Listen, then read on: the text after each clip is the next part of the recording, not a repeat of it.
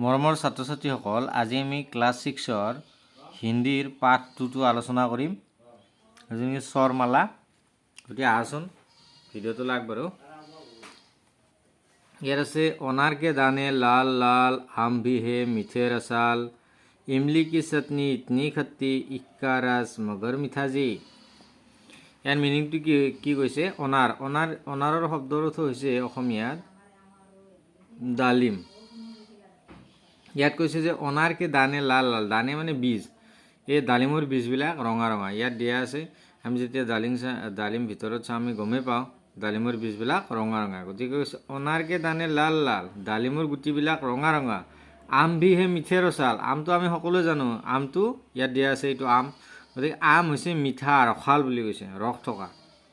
ইমলি কি চাটনি ইতনে খট্টি, ইমলি মানে হৈছে কি? ইমলি মানে তেতেলী, তেতেলীৰ চাটনি ইমান টেঙা, খট্টি মানে টেঙা। ইক্কা ৰস মগৰ মিঠাজী, কিন্তু কুঁহিয়াৰ ৰস কিন্তু মিঠা, এনেকৈ কৈছে। ইখ মানে হৈছে কুঁহিয়াৰ, ইয়াত ছাইডত দিয়া আছে, এইবিলাক হৈছে কুঁহিয়াৰ। কুঁহিয়াৰক আমি ইংৰাজীত গন্না বা ইখ বুলি কওঁ। ৰস মানে তো ৰসেই হ'ল, মিঠাজী মানে মিঠা। নেক্সট এনচাৰটো চাবাচোন তোমালোকে। উল্লু ছটা ৰটা দিনভৰ, আৰু কৈছে যে উল্লু মানে হৈছে ফেঁচা, ফেঁচাই দিনটো শুই থাকে বুলি কৈছে। গতিকে কৈছে যে ইয়াত ফেঁচাই দিনটো শুই থাকে, এইটো ফেঁচা। উট কৰাটা ৰেগিস্তান কা সফৰ, আৰু এইটো তোমালোকে দেখিছা উটে কি কৰা বুলি কৈছে? ৰেগিস্তানত যাত্ৰা কৰিব পাৰি উটৰ পিঠিত উঠি। উট কৰাটা ৰেগিস্তান কা সফৰ, গতিকে উটে ৰেগিস্তান মানে হৈছে কি? মৰুভূমি। ৰেগিস্তান মানে মৰুভূমি, উট মানে সফৰ মানে যাত্ৰা। গতিকে ৰেগিস্তানত উটৰ উঠি যাত্ৰা কৰিব পাৰি। ঋষি মুনি বৰে জ্ঞানী হতে, আৰু ঋষি মুনিবিলাক কি? বহুত জ্ঞানী। আৰু ঋষি মুনি এইটো চোৱা, তোমালোকে ধ্যান কৰি আছে। আমি যদি ইয়াতে চাওঁ, এইটো ঋষি মুনি ধ্যান কৰি আছে। হা, এৰি থক্কৰ চালাম কৰতে, আৰু সদায় কি কয়? এৰি থক্কৰ চালাম কৰতে মানে আঁঠু কাঢ়ি সদায় কি কৰে বুলি কৈছে? সেৱা কৰে বুলি কৈছে। চোৱাচোন তুমি, ইয়াতে আঁঠু কাঢ়ি সেৱা কৰি আছে যেনে তিৰোতাই।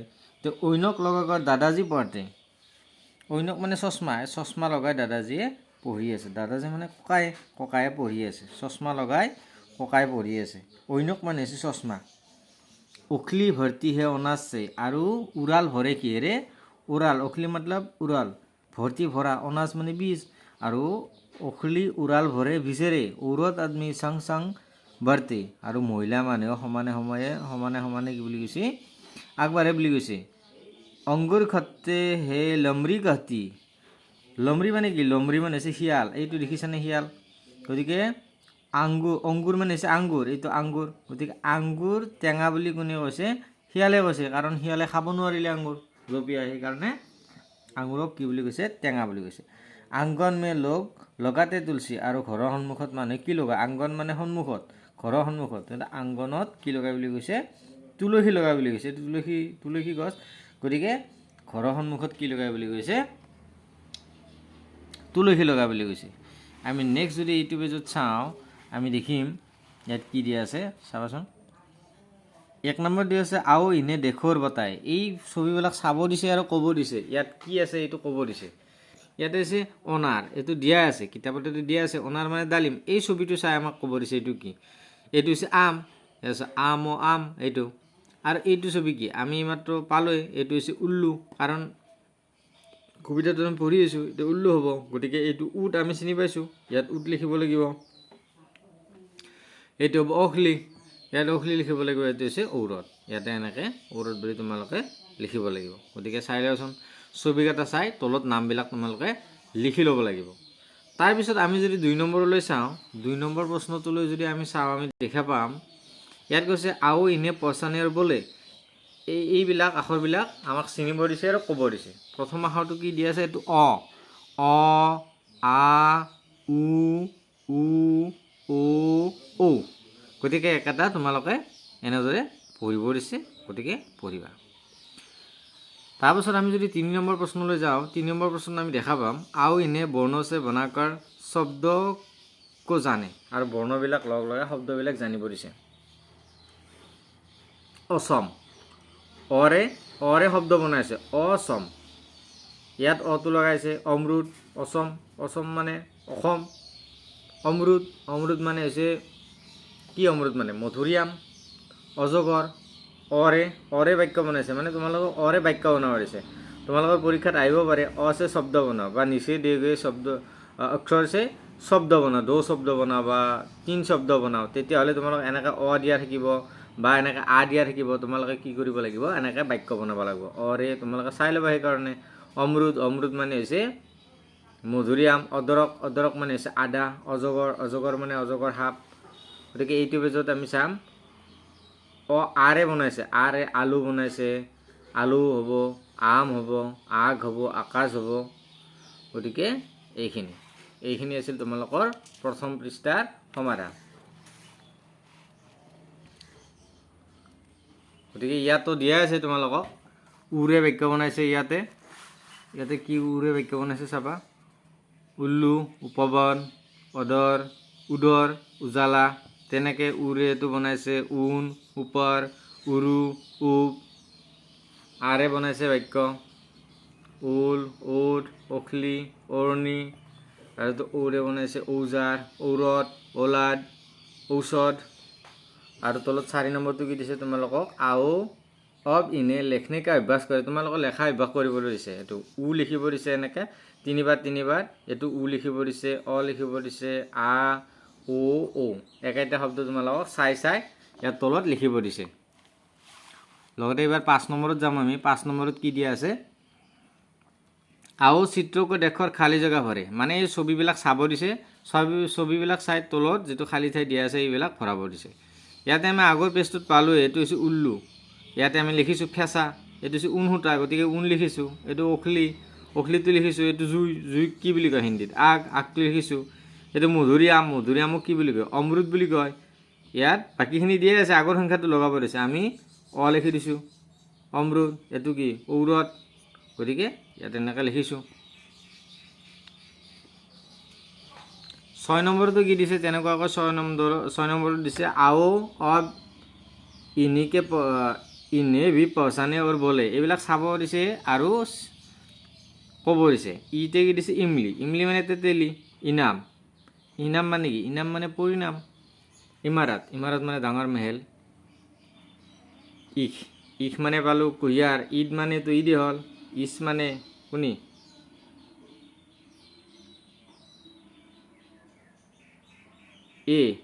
এতে কি হ'ব, একতাৰা বাদ্যযন্ত্ৰ।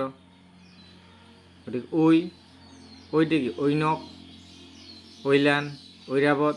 এইবিলাক তোমালোকক কি ক'ব দিছে, ক'ব দিছে। যেনেকৈ আছে এইবিলাক ক'ব দিছে, চিনিব দিছে আৰু ক'ব দিছে। এই শব্দবিলাক চিনিব দিছে।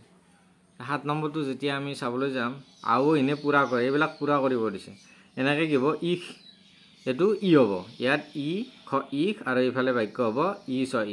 এইটো যেনেকৈ কি হ'ব, ইমলি হ'ব। এইটো ইমলি। আৰু এইফালে কি হ'ব, লাজ। এনেকৈ দুটা হ'ব।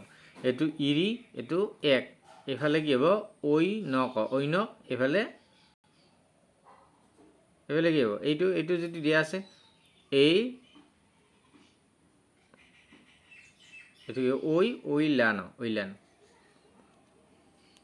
গতিকে এইখিনি আছিল। নেক্সট আমাক কি দিছে এইটো চাবাচোন তোমালোকে। আমি খ নম্বৰটো যেতিয়া চাম, ইয়াত স্বৰবৰ্ণখন লিখিব দিছে। এতিয়া আছে, তাৰপিছত আমি লিখিম এতিয়া ই আছে, ইয়াতো ই লিখিম। ইয়াত উ আছে, ইয়াতো আৰু উ লিখিম।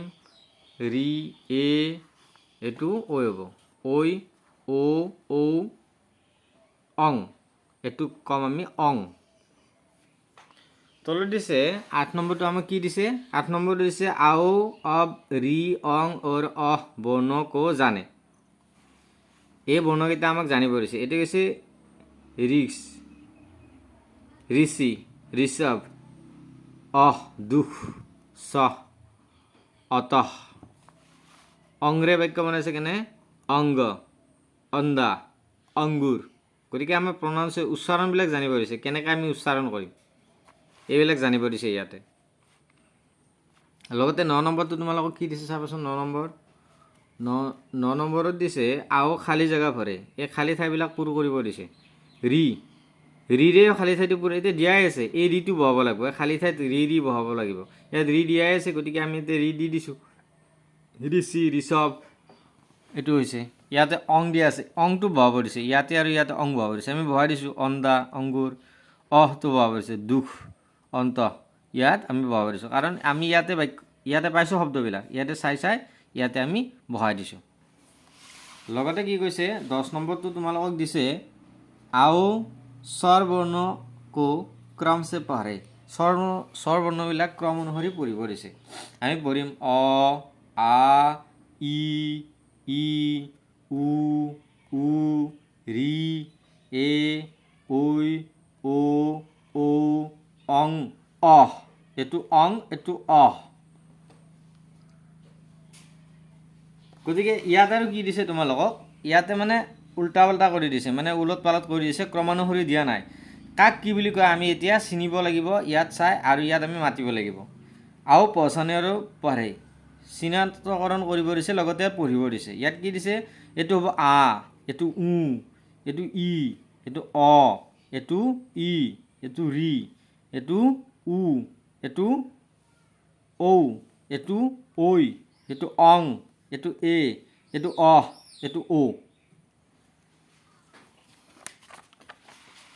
তাৰপিছত কি আছে চাবাচোন, 12 নম্বৰটো দিয়া আছে আও ইনমে কোন সে স্বৰ বৰ্ণ হে বলে ও লিখে। ইয়াত থকা কোনটো স্বৰ বৰ্ণ, ইয়াত থকা 11 নম্বৰত আছে আও ইনমে কোন সে স্বৰ বৰ্ণ হে বলে ও লিখে। ইয়াত কোনটো স্বৰ বৰ্ণ আছে ক'ব দিছে আৰু লিখিব দিছে। এইটো অমল, অমলত কোনটো স্বৰ বৰ্ণ, স্বৰ বৰ্ণ হৈছে অটো, গতিকে ইয়াতে অটো লিখি দিয়া আছে আমাক। আম, আমৰ স্বৰ বৰ্ণ কিন্তু আ, গতিকে ইয়াত আ লিখিব লাগিব। ইয়াতে ইমাৰতৰ স্বৰ বৰ্ণ কোনটো ই, ইটো লিখিছোঁ। ঋষি, ঋষিৰ স্বৰ বৰ্ণ কোনটো ৰি, ইয়াত ৰি লিখিছোঁ। ইছৰ স্বৰ বৰ্ণ কিন্তু ই, এইটো ই লিখা আছে। উনৰ স্বৰ বৰ্ণ এইটো কি হ'ব উ। উধৰৰ এইটো উ হ'ব। খাওটোৰ কোনটো স্বৰ বৰ্ণ হ'ব, অ'টো হ'ব, গতিকে সেইকাৰণে অ'টো লিখিছোঁ। ঔষধৰ কোনটো হ'ব, ঔটো হ'ব। ঐচাৰ কোনটো হ'ব, ঐটো হ'ব, গতিকে এনেদৰে তোমালোকে লিখিবা। 13 নম্বৰত কি দি আছে আও ইন বৰ্ণ সে বনে শব্দ সে আধাক্ষৰী খেলে, আধ্যাক্ষৰী খেলে।